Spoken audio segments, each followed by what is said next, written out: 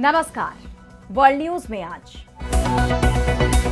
गजा में युद्ध विराम कभी भी टूट सकता है। 2 साल की भीषण जंग के बाद आखिरकार आई शांति कभी भी खत्म हो सकती है। अमेरिका ने इस बात की चेतावनी दी है।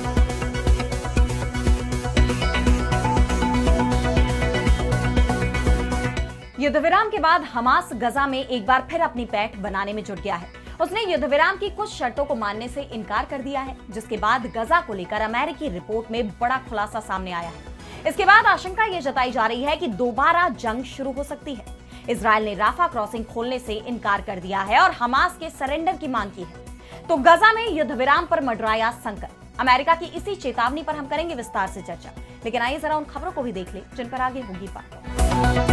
युद्ध विराम के लिए तैयार हो गए पाकिस्तान और अफगानिस्तान। पाकिस्तान की तरफ से सीजफायर के उल्लंघन के बाद दोहा में दोनों देशों के बीच समझौता। राष्ट्रपति ट्रंप के खिलाफ सड़कों पर उतरे अमेरिकी। नो किंग्स प्रदर्शन में उमड़ी भारी भीड़। तानाशाही रवैये का किया विरोध। अब हम पर कोई प्रतिबंध नहीं। परमाणु कार्यक्रम को लेकर ईरान का बड़ा ऐलान। अमेरिका की बढ़ी चिंता। और चलते चलते में देखेंगे कैसे 1200 साल बाद अचानक सामने आया गायब हुआ शहर। वैज्ञानिकों की बड़ी खोज। इन सभी खबरों पर हम विस्तार से करेंगे बात, लेकिन पहले एक नजर हेडलाइंस पर। कम से कम 25,000 अमेरिकी मारे जाते, जिंदा बचे लोगों को लौटाएंगे। कैरेबियन सागर में ड्रग शिप पर अमेरिकी हमले के बाद बोले अमेरिकी राष्ट्रपति डोनाल्ड ट्रंप। नेपाल में ओली सरकार का तख्ता पलट करने वाला जेनजी समूह बनाएगा राजनीतिक पार्टी। आम चुनाव लड़ने के लिए रखी शर्तें। 5 मार्च 2026 को होने वाले हैं देश में चुनाव। पाकिस्तानी आर्मी चीफ मुनीर की भारत को न्यूक्लियर वॉर की धमकी। कहा मामूली उकसावे पर भी पाकिस्तान की तरफ से दिया जाएगा निर्णायक जवाब। तुर्की का एडवांस एयर डिफेंस सिस्टम साइपर खरीद रहा बांग्लादेश। आखिरी चरण में पहुंची बातचीत। भारत के लिए माना जा रहा रणनीतिक सिरदर्द। तो गजा में भले ही युद्ध विराम हो गया है, लेकिन जिस तरह का तनाव हमास और इजरायल के बीच अब भी बना हुआ है, उसे देखते हुए इस बात की आशंका जताई जा रही है कि कभी भी ये युद्ध विराम टूट सकता है। और अब अमेरिका की तरफ से हमास को लेकर जो चेतावनी सामने आई है, उससे हड़कंप मच गया है। अमेरिकी विदेश मंत्रालय ने कहा कि हमास गजा में फलस्तीनी लोगों पर सुनियोजित हमले की तैयारी कर रहा है। अगर हमास ऐसा करता है तो ये इजरायल के साथ हुए संघर्ष विराम समझौते का सीधा और गंभीर उल्लंघन होगा और 2 साल से चल रहे इस युद्ध में मध्यस्थता की कोशिशों के जरिए हासिल की गई इस अहम प्रगति को कमजोर करेगा। अमेरिकी विदेश मंत्रालय ने कहा कि उनके पास ऐसी विश्वसनीय रिपोर्टें हैं जिनसे इस बात की पुष्टि की गई है कि हमास कुछ बड़ा करने की तैयारी में है। अमेरिका ने गजा शांति समझौते की गारंटी देने वाले देशों को आगाह किया है कि हमास एक बार फिर हमला कर सकता है और इस बार उसके निशाने पर अपने ही लोग होंगे। दरअसल युद्ध विराम के बाद एक बार फिर हमास गजा पर अपना कंट्रोल बढ़ाने में जुट गया है। युद्ध विराम की 2 शर्तों पर उसने आपत्ति जताई है, जिनमें पूर्ण निरस्त्रीकरण और हमास का गजा छोड़ना शामिल है।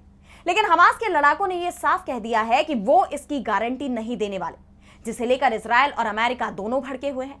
इजरायल के प्रधानमंत्री बेन्यामिन नेतन्याहू ने कहा है कि यह जंग तब तक खत्म नहीं होगी जब तक हमास सरेंडर नहीं कर देता, यानी वो गजा से हमास को मिटाने पर तुले हुए हैं।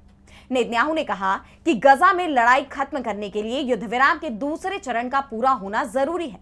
युद्ध विराम समझौते के तहत दूसरे चरण में हमास के हथियार सरेंडर के बाद गजा पट्टी का विसैन्यीकरण किया जाना शामिल है और जब यह सफलतापूर्वक पूरा हो जाएगा तो उम्मीद है कि युद्ध आसान तरीके से समाप्त होगा।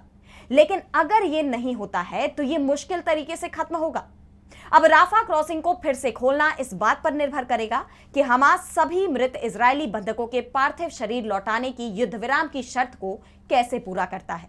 गौरतलब है कि राफा क्रॉसिंग मिस्र और गजा की सीमा के बीच स्थित है और यह बाहरी दुनिया के लिए इस क्षेत्र का एकमात्र प्रवेश द्वार माना जाता है। युद्ध विराम के बाद विश्व स्वास्थ्य संगठन यानी WHO और काहिरा स्थित फलस्तीनी दूतावास ने घोषणा की है कि राफा क्रॉसिंग को 20 अक्टूबर से खोल दिया जाएगा। लेकिन अब इस घोषणा पर इजरायल की तरफ से वीटो कर दिया गया। नेतन्याहू ने कहा है कि अगली सूचना तक ये क्रॉसिंग बंद ही रहेगी और जिस तरह इसके लिए उन्होंने हमास के सरेंडर की शर्त को रखा है, उसे देखते हुए मुश्किल नजर आ रहा है कि ये क्रॉसिंग फिलहाल खुलेगी। इस पर हमास ने भी चेतावनी दी है कि क्रॉसिंग बंद रखने से मलबे से और ज्यादा बंधकों के शवों को निकालने के लिए जो जरूरी उपकरण हैं, उनकी आपूर्ति में देरी होगी, जिससे अवशेषों को इजरायल वापस भेजने की प्रक्रिया धीमी हो जाएगी। हालांकि इस बीच हमास ने 2 और शवों को इजरायल को सौंपा है। इजरायल ने इसकी पुष्टि की है। फिलहाल ये शव किसके हैं, इसकी जानकारी नहीं दी गई है। इजराइल की तरफ से हमास पर बाकी शवों को लौटाने का दबाव भी बनाया जा रहा है। इस बीच खबर यह भी आ रही है कि गजा में शांति व्यवस्था बनाए रखने के लिए जल्द ही अंतरराष्ट्रीय सुरक्षा बलों को तैनात किया जा सकता है। इस बल में कई मुस्लिम देशों की सेनाएं शामिल हो सकती हैं। वैसे तो ये सेनाएं अमेरिकी राष्ट्रपति डोनाल्ड ट्रंप के गजा शांति प्लान का हिस्सा हैं, लेकिन इनमें अमेरिकी सेना के शामिल होने की उम्मीद नहीं है। लेकिन मौजूदा वक्त में गजा में पूर्ण शांति बनाए रखना एक चुनौती की तरह देखा जा रहा है। और अब बढ़ते हैं अगली खबर की तरफ, जहां हम बात करेंगे अफगानिस्तान और पाकिस्तान में जंग की। तो पाकिस्तान और अफगान तालिबान के बीच कतर और तुर्की की मध्यस्थता में युद्ध विराम समझौता हो गया है। दोहा में हुई बैठक के बाद दोनों देश तत्काल युद्ध विराम पर सहमत हो गए हैं। बातचीत का अगला चरण अब 25 अक्टूबर को तुर्की की राजधानी इस्तांबुल में होगा। कतर के विदेश मंत्रालय ने इसकी जानकारी दी है, लेकिन ये युद्ध विराम कामयाब होगा, इस पर सवाल उठ रहे हैं, क्योंकि पाकिस्तान बार बार सीज फायर का उल्लंघन कर रहा है। घरेलू सियासत में बुरी तरह से घिरे पीएम शहबाज शरीफ और फील्ड मार्शल असीम मुनीर जनता का ध्यान हटाने के लिए सीज फायर को तोड़ते रहे हैं। इसके पहले पाकिस्तान ने संघर्ष विराम के बावजूद 17 अक्टूबर को अफगानिस्तान के पक्तिका में हवाई हमला किया था, जिसमें 14 लोगों की जान चली गई थी। मरने वालों में 3 क्रिकेट के खिलाड़ी भी शामिल थे। इससे पहले 8 अक्टूबर को काबुल पर बिना किसी कारण के पाकिस्तान ने एयर स्ट्राइक कर दी थी, जिसके बाद से दोनों ही देशों के बीच जंग शुरू हो गई थी। और जब इसका दायरा बढ़ा तो पाकिस्तान की तरफ से सीज फायर की अपील की गई। बार बार जब पाकिस्तान ने सीज फायर की बात की तो अफगानिस्तान इसके लिए तैयार हो गया, पर सीज फायर के बावजूद पाकिस्तान ने पूरे अफगानिस्तान पर हमला कर दिया।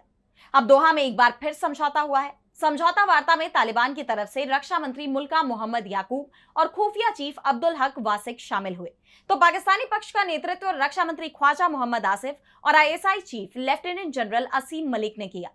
मलिक पाकिस्तान के राष्ट्रीय सुरक्षा सलाहकार भी हैं।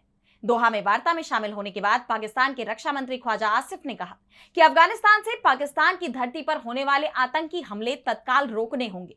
दोनों ही देश आपस में एक दूसरे की संप्रभुता का सम्मान करेंगे। पाकिस्तान का कहना है कि अफगानिस्तान तहरीके तालिबान को शह देता है और उसी की धरती पर पाकिस्तान में आतंकी हमलों की साजिश रची जाती है। वहीं अफगानिस्तान ने इस बात से इनकार करते हुए कहा कि जिस आईएसआईएस को पाकिस्तान में जगह मिलती थी, उसे खत्म करने में तालिबान ने ही भूमिका निभाई है। यानी दोनों ही देशों के बीच अविश्वास बना हुआ है। ऐसे में ये सीज फायर कब तक टिकेगा, इस पर भी सवाल उठ रहे हैं। और अब अगली खबर में बात करेंगे अमेरिका में ट्रंप के विरोध की। तो अमेरिकी राष्ट्रपति डोनाल्ड ट्रंप के फैसलों को लेकर पूरी दुनिया में जो उथल पुथल मची हुई है, तमाम देश जो कभी अमेरिका के सहयोगी हुआ करते थे, अब उन रिश्तों में कड़वाहट देखी जा रही है। और ये तनाव अमेरिका के बाहर ही नहीं, अंदर भी है। अमेरिकी जनता राष्ट्रपति के फैसलों से खुश नहीं है और इसीलिए एक बार फिर अब वो सड़कों पर उतर आई है। ट्रंप के खिलाफ रैलियां निकाली जा रही हैं। विरोधी दलों ने इन रैलियों का नाम नो किंग्स रखा है। वहीं ट्रंप की पार्टी रिपब्लिकन ने इन रैलियों को हेट अमेरिका रैली का नाम दिया है। ट्रंप के कार्यकाल को अभी 1 साल भी पूरा नहीं हुआ है, लेकिन उनके खिलाफ अब तक ये तीसरा बड़ा प्रदर्शन है, जिससे साफ है कि इस बार ट्रंप अपने ही देश के लोगों का दिल जीतने में बुरी तरह नाकाम साबित हो रहे हैं। उनकी नीतियों के खिलाफ असंतोष जाहिर करते हुए इस रैली में लाखों अमेरिकियों ने भाग लिया और तख्तियां लेकर जमकर प्रदर्शन किया। पूरे अमेरिका में करीब 2600 जगहों पर यह प्रदर्शन हुआ, जिसमें न्यूयॉर्क के टाइम्स स्क्वायर, बोस्टन, अटलांटा और शिकागो के पार्कों में भारी भीड़ जुटी। वॉशिंगटन, लॉस एंजलिस और कई रिपब्लिकन शासित राज्यों में भी लोग सड़कों पर उतरे। प्रदर्शनकारी बैनर, अमेरिकी झंडे और गुब्बारे लिए हुए थे और कुछ ने तो रंग बिरंगे कपड़े भी पहने हुए थे। यह प्रदर्शन प्रमुख तौर पर ट्रंप के तानाशाही रवैये के खिलाफ हुआ। इस दौरान लोगों ने लोकतंत्र, न्याय और सत्ता के दुरुपयोग के खिलाफ अपनी आवाज उठाई। उनका साफ कहना है कि वो सत्ता के किसी भी अतिक्रमण के खिलाफ है। इस प्रदर्शन का आयोजन लगभग 300 जमीनी स्तर के समूहों की तरफ से किया गया। हालांकि मीडिया रिपोर्ट्स के मुताबिक इन मार्चों को कई नेताओं का भी समर्थन मिला हुआ है, जिसमें सीनेटर बर्नी सैंडर्स और अमेरिकी प्रतिनिधि अलेक्जेंड्रिया ओकासियो-कोर्टेज और एक डेमोक्रेट भी शामिल है। प्रदर्शन शांतिपूर्ण रूप से हुआ। पुलिस ने कोई गिरफ्तारी भी नहीं की। खास बात तो यह है कि यह प्रदर्शन ऐसे वक्त में हुआ जब अमेरिका में शटडाउन लगा हुआ है, जिसके चलते कई सरकारी सेवाएं ठप हैं। ट्रंप प्रशासन के ताकतवर रवैये को लेकर संसद और न्यायपालिका के साथ टकराव बढ़ गया है। प्रदर्शनकारियों का कहना है कि ये सारी बातें अमेरिका के तानाशाही की ओर बढ़ने की चेतावनी है और इन हालात में लोगों की ये नाराजगी ट्रंप सरकार पर भारी पड़ सकती है। पर क्या इस प्रदर्शन का ट्रंप के फैसलों पर कोई असर पड़ेगा? क्योंकि इससे पहले भी 2 बार लोग सड़कों पर उतर चुके हैं और इसी तरह जोरदार प्रदर्शन कर चुके हैं। नेशनल गार्ड की तैनाती के खिलाफ जो प्रदर्शन हुआ था वो तो हिंसक भी हो गया था। इसके बावजूद ट्रंप की नीतियों में कोई बदलाव नहीं आया। लेकिन अब क्या इस बार ट्रंप का रुख बदलेगा, ये देखने वाली बात होगी। और अब अगली खबर में बात करेंगे ईरान की।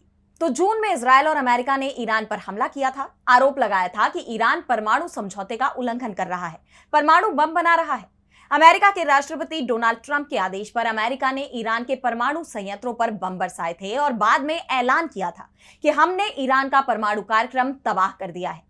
ट्रंप के दावे पर उसी वक्त अमेरिका के अंदर ही सवाल खड़े हो गए थे। ईरान ने भी साफ कर दिया कि नुकसान तो हुआ है, लेकिन ये बेहद कम है।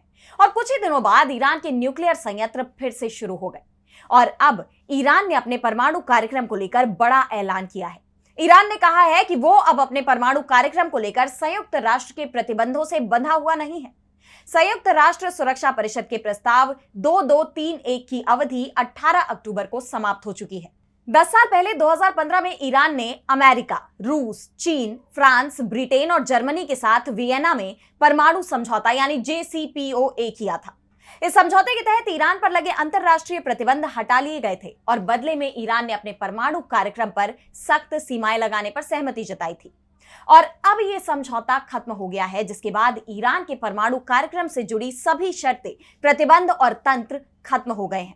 ईरान के विदेश मंत्रालय ने कहा कि अब ईरान के परमाणु मामलों को सुरक्षा परिषद के एजेंडे से हटा दिया जाना चाहिए। ईरान के साथ उसी तरह का व्यवहार किया जाना चाहिए जिस तरह का व्यवहार परमाणु अप्रसार संधि यानी NPT के तहत किसी भी अन्य गैर परमाणु हथियार वाले देश के साथ किया जाता है। दरअसल ईरान की मजबूरी है कि वो इस समझौते से बाहर निकल आए, क्योंकि समझौते को आगे बढ़ाने के लिए पश्चिमी देश ही इच्छुक नहीं है। अगस्त में ही अमेरिका, जर्मनी और फ्रांस ने ईरान पर एक बार फिर से स्नैपबैक प्रक्रिया शुरू कर दी, जिसके चलते ईरान पर UN के सख्त प्रतिबंध फिर से लगा दिए गए, जिसके बाद ही यह साफ हो गया था कि अब परमाणु समझौता वजूद में नहीं रहेगा। वैसे समझौते की मियाद पूरी होने से पहले डोनाल्ड ट्रंप की तरफ से बयान जरूर आया कि वो ईरान से बातचीत करना चाहते हैं, लेकिन इसके लिए भी गेंद उन्होंने तेहरान के ही पाले में डाल दी। तो ईरान का कहना है कि वो अमेरिका से उसी शर्त पर बातचीत करेगा जब उसे इस बात की गारंटी मिले कि बातचीत के दौरान उस पर हमला नहीं होगा। अमेरिका ये गारंटी देने को तैयार नहीं है। अब सवाल ये उठ रहे हैं कि क्या ईरान परमाणु बम बनाने की तरफ तेजी से आगे बढ़ेगा। वैसे ईरान के supreme leader Ayatollah Ali Khamenei साफ कर चुके हैं कि उनके देश को परमाणु हथियार की जरूरत नहीं है और ना ही वो बनाएगा, लेकिन अपना परमाणु कार्यक्रम ईरान बंद नहीं करेगा। और अब चलते चलते में बात करेंगे 1200 साल पुरानी बस्ती की। दरअसल हड़प्पा और मोहनजोदारो के बारे में तो आपने सुना ही होगा। हजारों साल पुरानी सभ्यता, हजारों साल पुराना शहर जहां लोग बसते थे। लेकिन इससे दूर इसी तरह की एक और खोज सामने आई है। जी हाँ, मेक्सिको में पुरातत्वविदों ने 1200 साल पुरानी बस्ती खोजी है। गुएरेरो की कोस्टा चिका इलाके में मिली ये प्राचीन बस्ती अपने आप में कई राज समेटे हुए है। जानकारों ने इसे नाम दिया है पासो टेम्प्रानो। ये बस्ती 1.2 किलोमीटर से ज्यादा के इलाके में फैली हुई है और इतने साल बीत जाने के बाद भी आज भी पूरी तरह सुरक्षित है। यहाँ सुरक्षा दीवारें हैं, भव्य समारोह स्थल हैं और रहने के लिए घर और इमारतें भी हैं। इस शहर की बनावट देखते ही समझ आता है कि यहाँ भी ऊंच नीच थी। शहर का निचला हिस्सा शायद आम लोगों का था, जबकि ऊंचे इलाकों में शासक और तमाम रईस लोग रहा करते थे। ठीक यही चीज मोहेंजोदारो में भी देखने को मिलती है। यहाँ खुदाई करने वाले मिगुएल पेरेन नेग्रेट के मुताबिक ये सिर्फ रहने की जगह नहीं थी। उन्हें बॉल कोर्ट के साथ साथ एक 11 गुणा 4.5 मीटर का हॉल और पूजा में इस्तेमाल होने वाला एक खंभा भी मिला है। यानी पासो टेम्प्रानो एक बस्ती होने के साथ साथ आध्यात्मिक और सांस्कृतिक केंद्र भी था, जहां पूजा होती रही होगी, सांस्कृतिक कार्यक्रम भी होते रहे होंगे।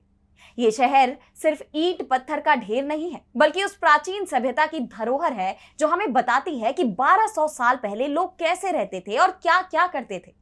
ये शहर बताता है कि मानव सभ्यता कितनी पुरानी है। अब इस शहर को लेकर और क्या क्या जानकारी सामने आती है, ये देखना दिलचस्प होगा। फिलहाल आज इस वर्ल्ड बुलेटिन में इतना ही। देश दुनिया की तमाम बड़ी खबरों के लिए आप देखते रहिए DB लाइव और मुझे दीजिए इजाजत। नमस्कार।